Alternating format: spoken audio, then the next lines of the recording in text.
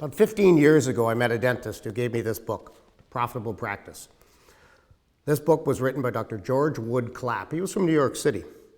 He wrote this book in 1916. And at the time, it was published by the Dentist Supply Company, which is now Dentsply. Many of you may know that Dentsply, 100 years later, just bought Sirona, a multi-billion-dollar deal. So Dr. Clapp in 1916, which is 100 years ago this year, wrote this fabulous book about the business of dentistry and about metrics and economics and understanding dentistry as a business. Remember, folks, this is 100 years ago. One thing that he said, and he's inspired me to write my book, but I wanted to just read a couple of paragraphs. One thing he said, 1916, the young dentist without commercial experience who can get a position in a dental practice or a veterinary practice or an optometry practice where good business and professional methods are practiced is usually much better off in the end than he or she who starts out on their own. Now, this is a doctor writing to doctors 100 years ago, and effectively what he says in this paragraph is get into an established practice. Get into one where business practices are already established. Don't start out on your own. I think I would say the same thing today. In the year 2016, 100 years later, I think you're better off to get into a business than to start from scratch. Another thing that Dr. Clapp said in 1916, if senior medical and dental and healthcare students, I paraphrased a bit, if they were given a practical course in the economics of service, they'd be much better prepared to meet the problems of location, selecting equipment, developing their clientele, and the selling of their service. He actually used that language 100 years ago, the selling of service. He also speaks to establishing fees that are fair to patients and fair to yourself, how to pay your bank loans, your indebtedness, and to accumulate your competency. And this is what I really like what he says here in the end.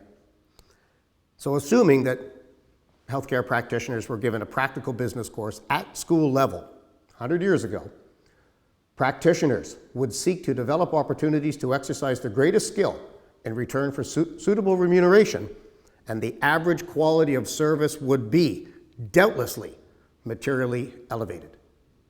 100 years ago, a doctor said to the profession, if we were given business training in school, our service would be doubtlessly materially elevated. Has anything changed, folks? Has anything changed 100 years later? So when I wrote my book, Profitable Practice, I was inspired by Dr. Clapp when he wrote this. Now, the 6th edition is just about to come out in 2016, and there's new stats and new information, but I have dedicated this book to my father, but I give incredible reference to Dr. Clapp. 100 years, dentists have been giving advice to other dentists. Optometrists have been doing the same. Veterinarians have been doing the same. And I'm sure the majority of the viewers of this video would agree, business training at the university level for healthcare practitioners is horribly lacking. It remained that way today, 100 years later.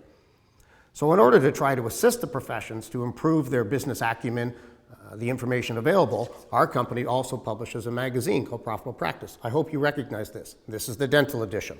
We also publish this magazine, and it goes to the veterinarians of Canada. This is our most recent veterinary edition.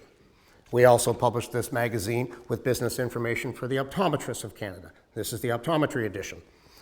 Not every dentist, vet, or optometrist in Canada will get these magazines yet. We're growing our mailing list, but we need input. We're looking for authors. We're looking for people in the professions to speak to members of their profession. Tell us your stories. What are your learning experiences from the business side? These are non-clinical publications. My book, and even Dr. Clapp's of 100 years ago, is all essentially non-clinical. What's going on out there in the business of being a healthcare practitioner? And what stories or advice do you have that you can share with your profession? So we're always taking authors. We're always looking for submissions, profitable-practice.com. And for the dental community, the 6th edition of the book will be out shortly. And if you already have a copy, I encourage you to renew one because of the new stats and the new predictions. I'm Timothy Brown. I'm the CEO of Roy Corporation and the author of Profitable Practice magazines and book. And I have to thank Dr. Clapp for inspiring me 100 years ago. The first Profitable Practice was written, and I hope this publication will be around for a long time. I'm Timothy Brown. Thanks for watching.